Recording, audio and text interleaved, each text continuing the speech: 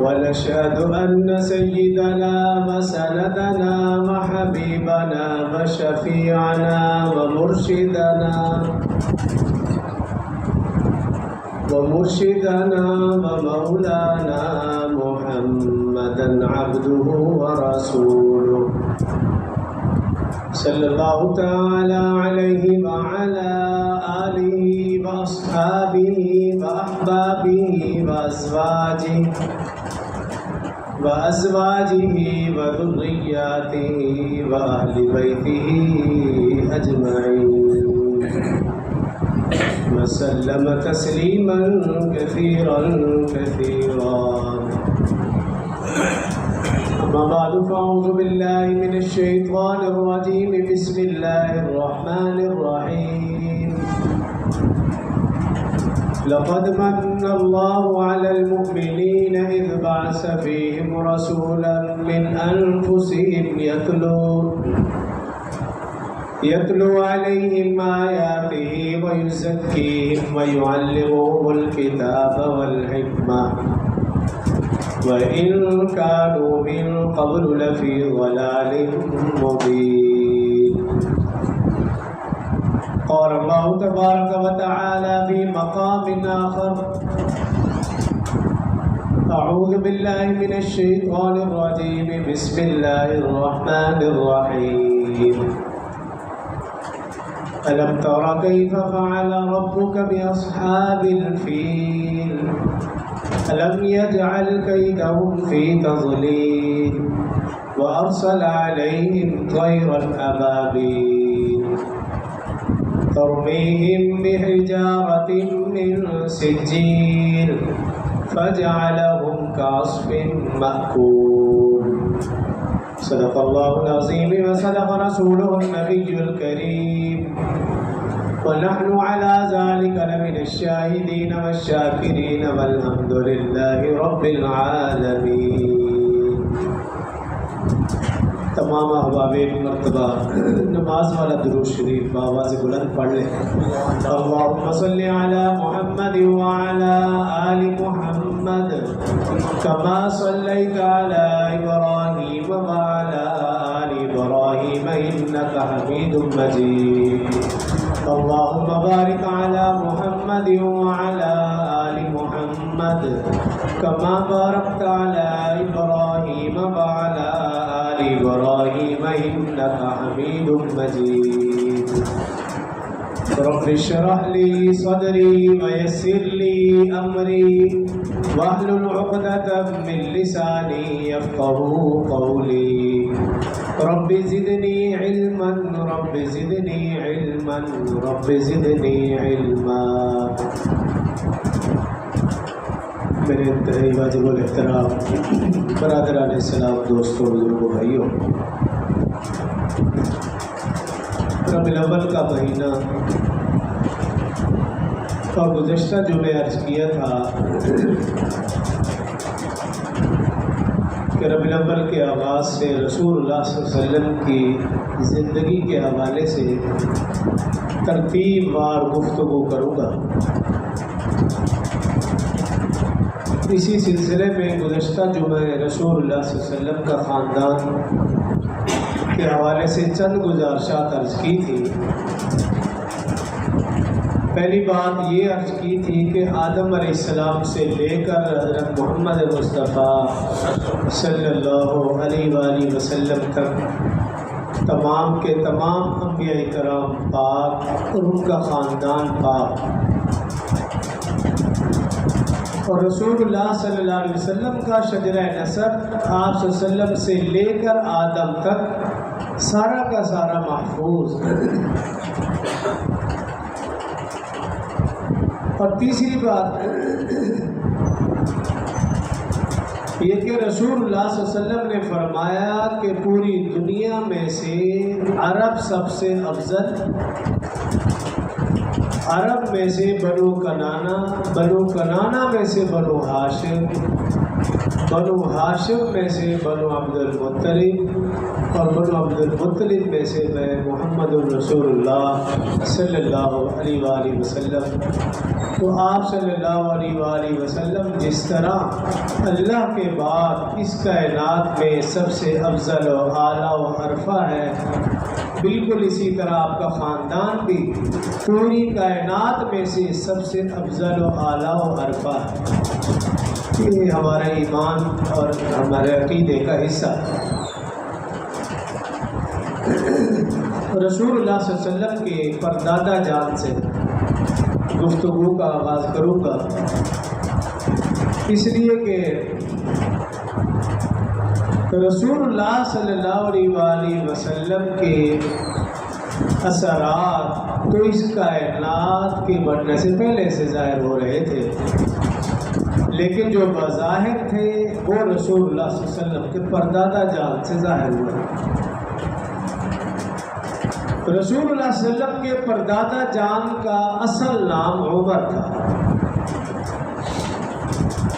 انتہائی خوبصورت، حسین و جمیل، بہادر، سخی، مہمان نواز۔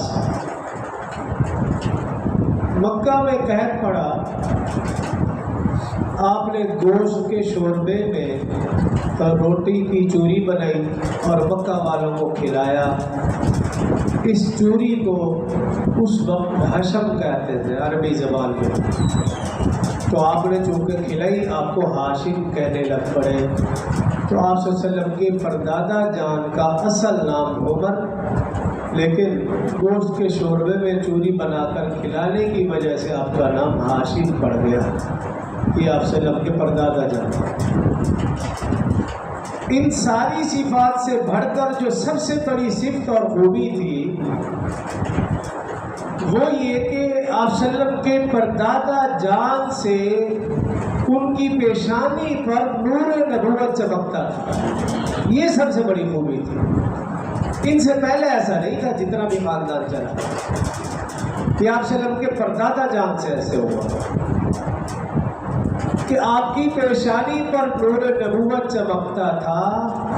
جتنے بھی یہودی عالم یا عالمہ تھیں، عیسائی عالم تھے یا عالمہ تھیں، وہ جب بھی حضرت ہاشم کو دیکھتی انہیں یقین ہو جایا کرتا تھا کہ یہ کوئی معمولی ہستی نہیں ہے۔ یہی وجہ کہ بنی اسرائیل کے حکماء، بنی اسرائیل کے علماء، بنی اسرائیل کے بادشاہوں نے پیشکش کی حضرت ہاشم سے، رسول اللہ صلی اللہ علیہ وسلم کے پردادا جن کا نام عمر تھا اصل، پیشکش کی کہ آپ ہماری بیٹی اپنے لیے قبول کر لیں، رشتہ کر لیں، لیکن اللہ کو کچھ اور ہی منظور تھا۔ رسول اللہ صلی اللہ علیہ وسلم کے پردادا جان حضرت ہاشم تجارت کے لیے کبھی ملک شام جاتے، کبھی بصرہ جاتے۔ ان سے پہلے اہل مکہ ایک مرتبہ سال میں تجارت کے لیے جایا کرتے تھے۔ حضرت ہاشم نے 2 مرتبہ سفر کا کہا، ایک مرتبہ گرمی میں جاؤ، ایک مرتبہ سردی میں جاؤ۔ اس کا آغاز بھی حضرت ہاشم نے فرمایا۔ خیر تجارت کی غرض سے ملک شام یا بصرہ آپ جا رہے تھے تو گزر ہوا راستے سے مدینہ جس کا نام اس وقت یثرب تھا، وہاں سے گزر ہوا۔ روایات میں آتا ہے کہ آپ نے وہیں قیام کرنے کا ارادہ فرمایا۔ اب وہیں قیام فرمایا، دوران قیام معلوم ہوا کہ یہاں ایک خاتون ہے جو انتہائی پاک باز، پاک دامن، نیک سیرت، خوبصورت اور خوب سیرت ہے۔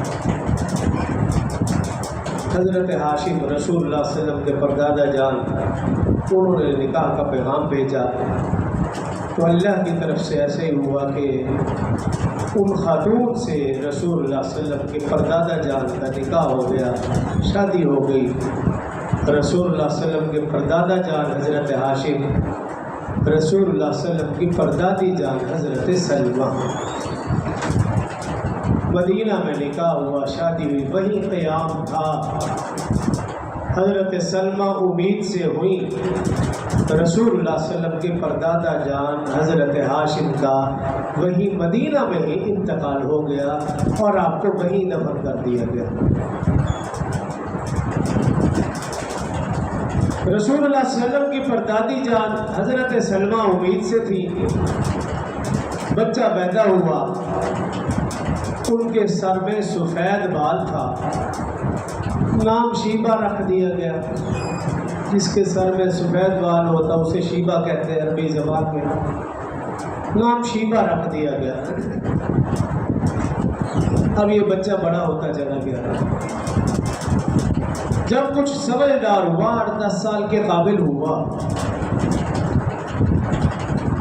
رسول اللہ صلی اللہ علیہ وآلہ وسلم کے پردادا حضرت ہاشم کے ایک بھائی کا نام مطلب تھا۔ جب انہیں پتہ چلا کہ ہمارا بھتیجا کچھ بڑا ہو چکا، مطلب مکہ سے مدینہ گئے اس بھتیجے کو لینے کے لیے، مدینہ سے لائے، اونٹنی کے پیچھے سوار تھا وہ بچہ۔ جب مکہ پہنچے تو دن کا وقت تھا، لوگ جمع تھے، لوگوں نے دیکھا کہ یہ مطلب کوئی بچہ لایا ہے۔ اب اس بچے کے اوپر یتیمی کے آثار نمایاں تھے اور سفر کا گرد و غبار، اس کے آثار بھی نمایاں۔ اب مطلب تو سردار تھے، اب لوگ پوچھنے لگے مطلب یہ کون ہے؟ تو مطلب نے جب بھتیجے کی حالت دیکھی تو حیا کی وجہ سے کہہ دیا کہ یہ تو عبد المطلب ہے، یعنی میرا غلام ہے، مطلب کا غلام ہے۔ خیر بچے کو گھر لے گئے، بھتیجے کو نہلایا دھلایا، صاف ستھرے کپڑے پہنائے، تو وہ سرداری کے آثار اس یتیم بچے کے اوپر بھی نمایاں ہو گئے۔ اب اس بچے کا نام اصل تو تھا شیبہ، لیکن مطلب کے پیچھے بیٹھنے کی وجہ سے اور عبد المطلب کہنے کی وجہ سے ان کا نام عبد المطلب ہی پڑ گیا، جو کہ رسول اللہ صلی اللہ علیہ وسلم کے دادا جان۔ اب جب یہ بڑے ہوئے، سردار تھے، بلکہ بڑے سردار تھے، ان کی سخاوت ان کے باپ سے بھی زیادہ تھی۔ خوبصورت تو تھے ہی تھے، مہمان نواز بھی تھے، بہادر بھی تھے، سب کچھ تھے، لیکن ان کی سخاوت کا یہ عالم تھا۔ رسول اللہ صلی اللہ علیہ وسلم کے دادا جان حضرت عبد المطلب کی سخاوت کا یہ عالم تھا۔ روایات میں لکھا ہے کہ جب انسان کھا کر پیٹ بھر کے چلے جاتے تو پھر چرند پرند آ کر حضرت عبد المطلب کے دسترخوان سے سیر ہو جائے گا۔ اتنے بڑے سخی تھے رسول اللہ صلی اللہ علیہ وسلم کے دادا جان۔ حضرت عبد المطلب بڑے ہوئے، ان کی شادی ہوئی حضرت فاطمہ رضی اللہ عنہا، رسول اللہ صلی اللہ علیہ وسلم کے پردادا حضرت ہاشم، اصل نام عمر، پردادی جان حضرت سلمہ، رسول اللہ صلی اللہ علیہ وسلم کے دادا جان حضرت عبد المطلب، اصل نام شیبہ، رسول اللہ صلی اللہ علیہ وسلم کی دادی جان حضرت فاطمہ۔ اب یہاں پہ زمزم کا واقعہ بھی مختصراً عرض کر دوں۔ گزشتہ جمعہ میں نے عرض کیا تھا، حضرت اسماعیل علیہ السلام کی شادی پہلے ایک عورت سے ہوئی، اس کو طلاق دے دی گئی، پھر دوسری عورت سے شادی ہوئی۔ دوسری عورت سے جو شادی ہوئی وہ قبیلہ بنو جرہم کی رہنے والی تھی۔ اس کا مختصر سا 1-2 منٹ کے اندر بات کو آگے بڑھاتا ہوں۔ جب زمزم کا کنواں حضرت اما ہاجرہ اور حضرت اسماعیل جب ننھے تھے یہ آباد ہوا، اس کے قریب قریب یمن میں قحط پڑا. اب یمن میں قبیلہ بنو جرم تھا. وہ قبیلہ پانی کی تلاش میں نکلا. پہنچتے پہنچتے مکہ پہنچا اور مکہ پہنچ کر انہوں نے اماں ہاجرہ علیہ السلام سے اجازت مانگی کہ آپ ہمیں اجازت دے دیں، ہم یہاں رہ جائیں، یہاں پہ پانی ہے. تو اماں ہاجرہ علیہ السلام نے اجازت دے دی. وہ قبیلہ وہیں پر آباد ہو گیا. جب حضرت اسماعیل علیہ السلام بڑے ہوئے تو حضرت اسماعیل علیہ السلام کی دوسری شادی اس قبیلہ بنو جرہم کی لڑکی سے ہوئی. اب شادی کی وجہ سے قبیلہ بنو جرہم اپنا اثر و رسوخ پکڑنے لگا. ایسا ایسا مضبوط ہوتا چلا گیا. بنو اسماعیل وہ کمزور سے کمزور تر ہوتے چلے گئے اور بنو جرہم مضبوط سے مضبوط تر. یہاں تک کہ بنو اسماعیل مکہ کے ارد گرد بکھرنے لگا اور بنو جرہم وہ مضبوط اور متحد ہونے لگا. ایک وقت ایسا آیا کہ بنو جرہم کا ظلم و ستم حد سے بڑھ گیا. بنو اسماعیل کے اوپر ظلم و ستم حد سے بڑھ گیا. بنو اسماعیل نے جب یہ صورتحال دیکھی تو بنو اسماعیل کا اتحاد رنگ لایا اور انہوں نے فیصلہ کیا کہ اب ہمیں متحد ہو کر اس قبیلے کو مکہ سے نکالنا ہے. جب بنو جرہم نے دیکھا کہ بنو اسماعیل متحد ہو چکے، اب ہمیں نکلنا ہی پڑے گا، تو بنو جرہم نے یہ کیا کہ وہ جو زمزم کا کنواں تھا، کعبۃ اللہ کے اندر جتنی بھی قیمتی اشیاء تھی وہ ساری اس کنویں میں ڈالی اور سونے کے 2 ہرن اس کنویں میں ڈالے اور کنویں کو اس انداز سے بند کر دیا تاکہ اس کا نام و نشان بھی باقی نہ رہے اور وہ قبیلہ وہاں سے چلا گیا. بنو اسماعیل کوشش کرتے رہے لیکن انہیں آثار نہ ملے. وہ کنواں بند ہی رہا یہاں تک کہ حضرت عبد المطلب سردار مکہ بنے. اب جب حضرت عبد المطلب سردار مکہ تھے، حضرت عبد المطلب کو کئی مرتبہ خواب میں کہا گیا بھی کنواں کھودو اور نشاندہی بھی کی گئی. اب حضرت عبد المطلب نے قریش کو جمع کیا اور ان کے سامنے یہ معاملہ رکھا، لیکن سب کے سب قریش نے مخالفت کہ آپ نہ کھودے نہ اس چکر میں پڑے.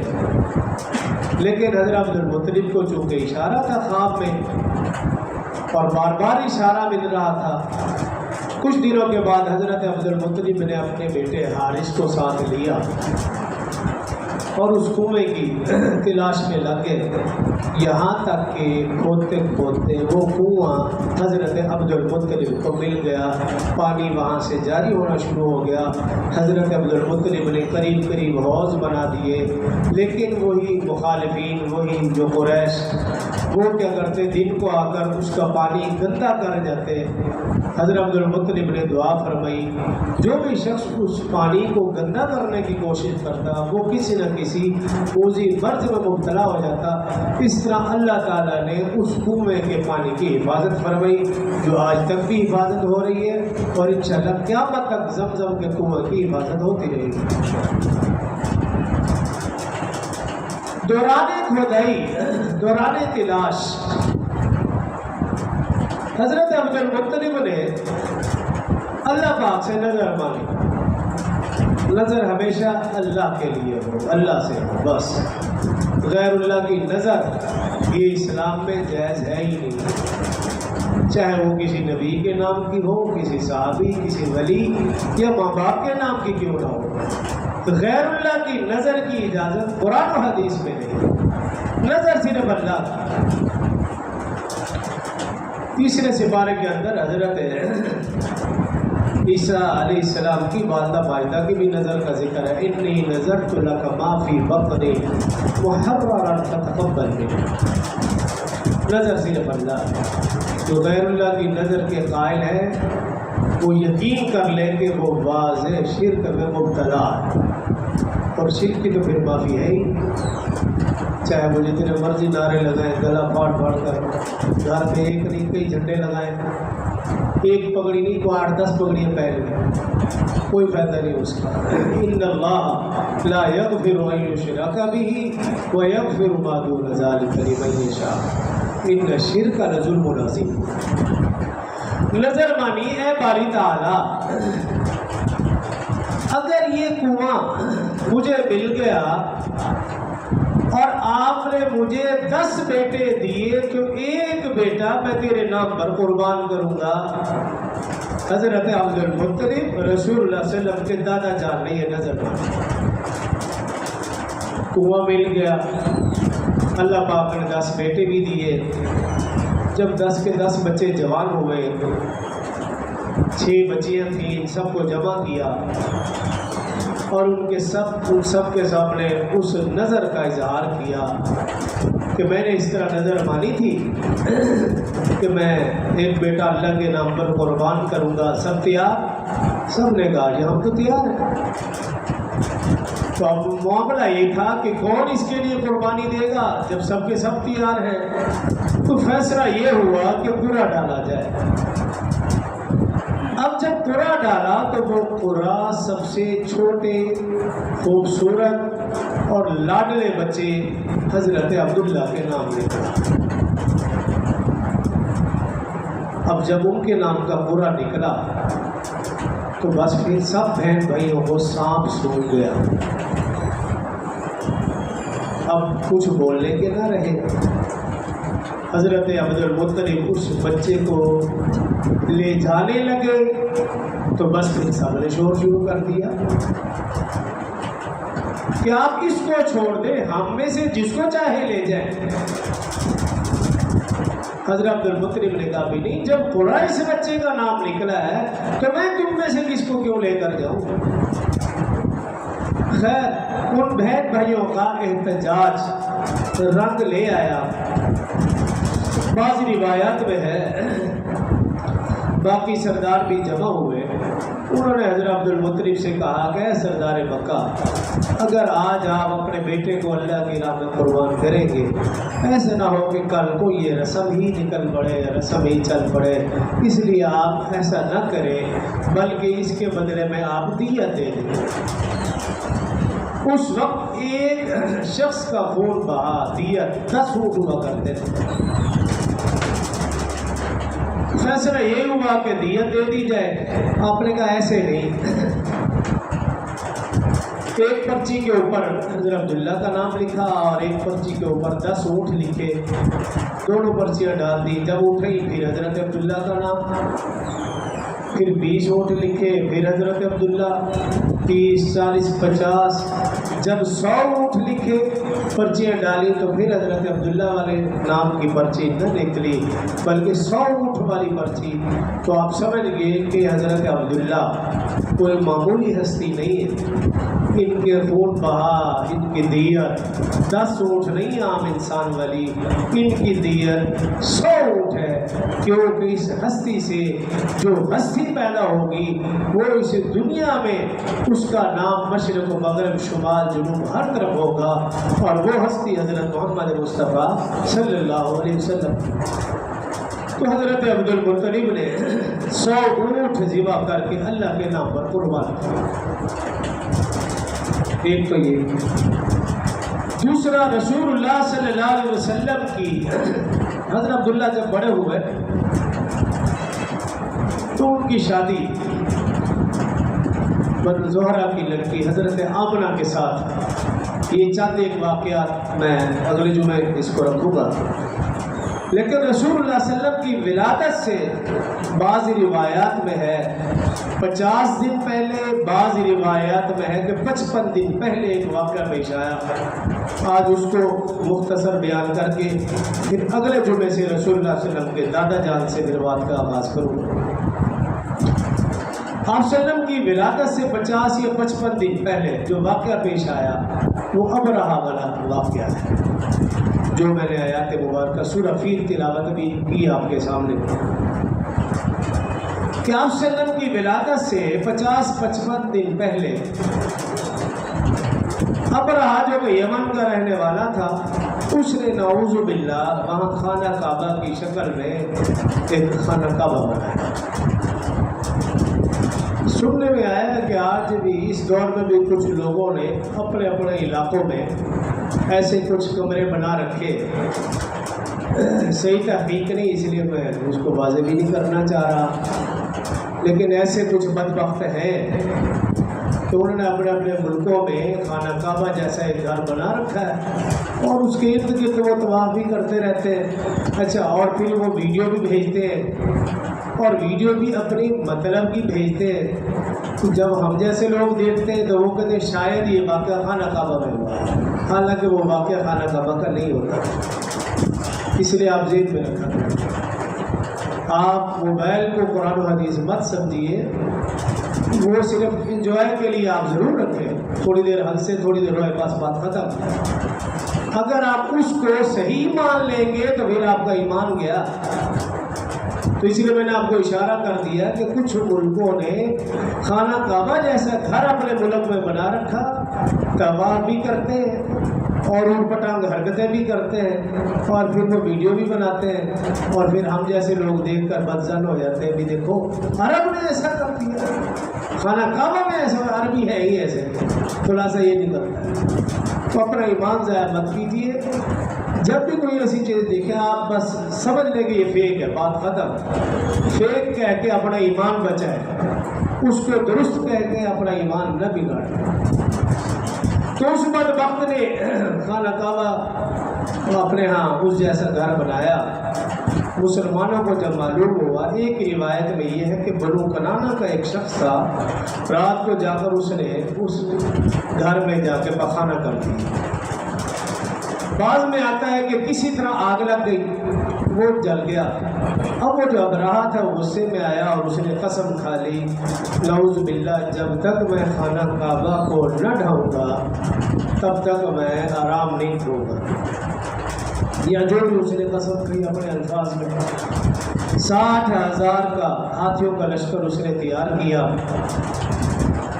اور وہ مکہ کی طرف چل پڑا۔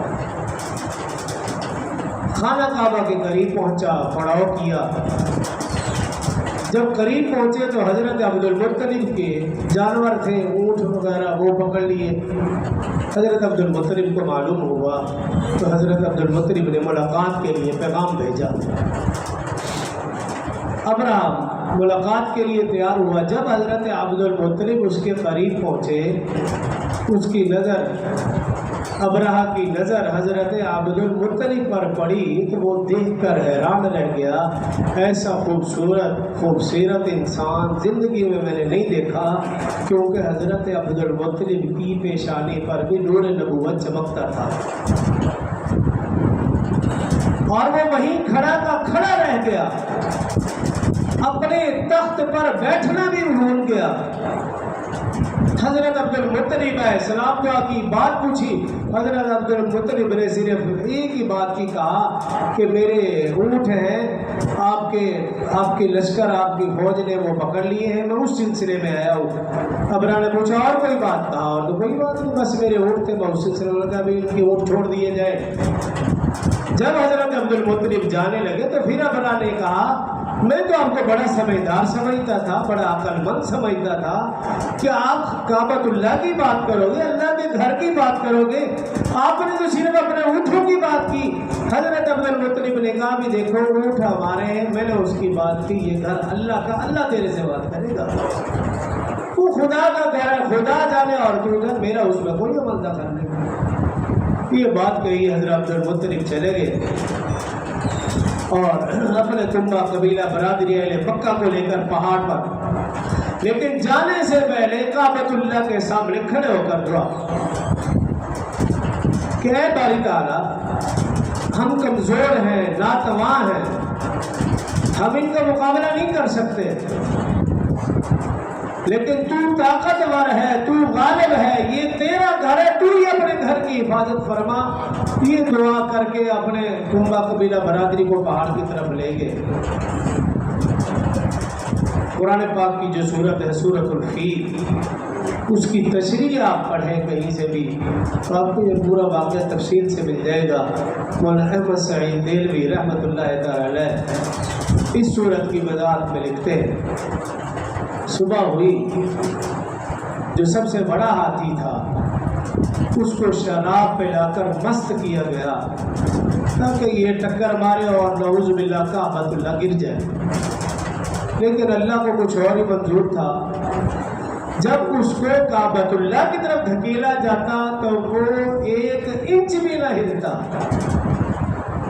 اور جب اسے واپس موڑ کر بھگایا جاتا، چلایا جاتا تو وہ بھاگتا، وہ چلتا۔ کئی مرتبہ ایسے کیا گیا، لیکن وہ جانور اللہ کے حکم کا محتاج ہے۔ وہ سمجھتا ہے یہ اللہ کا گھر ہے، اللہ کا حکم نہیں، میں اللہ کا گھر کو کیسے گراؤں؟ اگر نہیں سمجھتا تو یہ بدبخت انسان نہیں سمجھتا۔ جس کو اللہ نے اشرف المخلوقات قرار دیا یہ انسان بدبخت ہے۔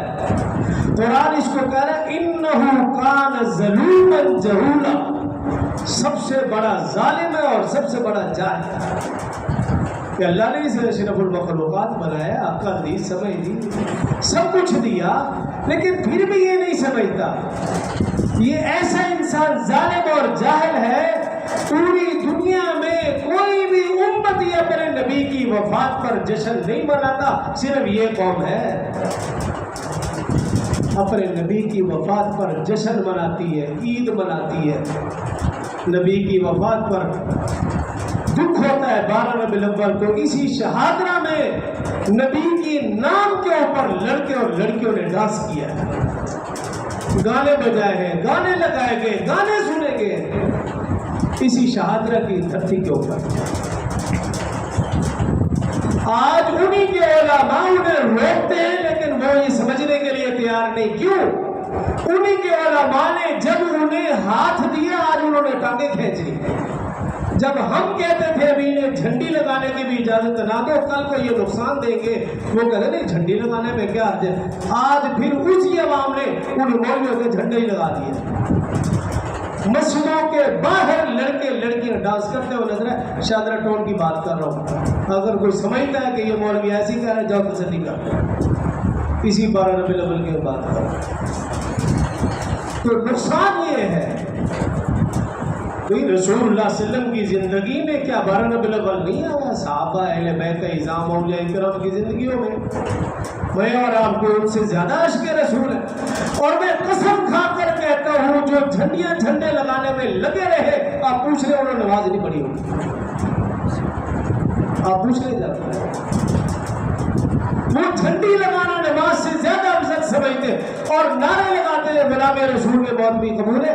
اللہ کے بندے غلامی رسول میں نماز بھی قبول ہے، صرف موت نہیں۔ تیری یہ گندی جان نہیں چاہیے اللہ کو، جو جان اللہ کے آگے نہیں جھکتی اس جان کی اللہ کو ضرورت نہیں ہے۔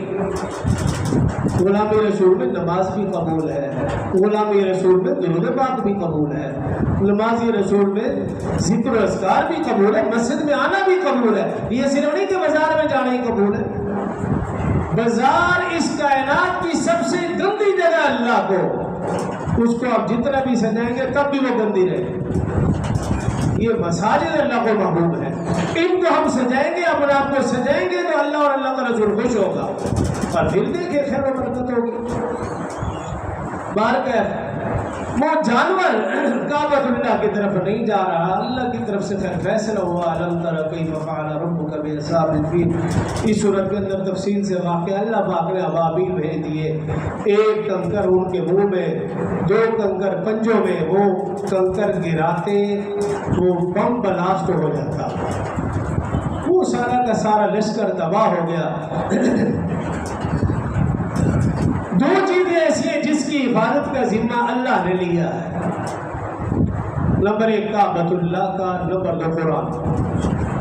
2 چیزیں ایسی ہیں اور اللہ قیامت تک ان کی حفاظت فرماتے رہیں گے، حتیٰ کہ اس کائنات کا سب سے بڑا فتنہ دجال وہ بھی کعبۃ اللہ کے اندر نہیں گھس سکتا۔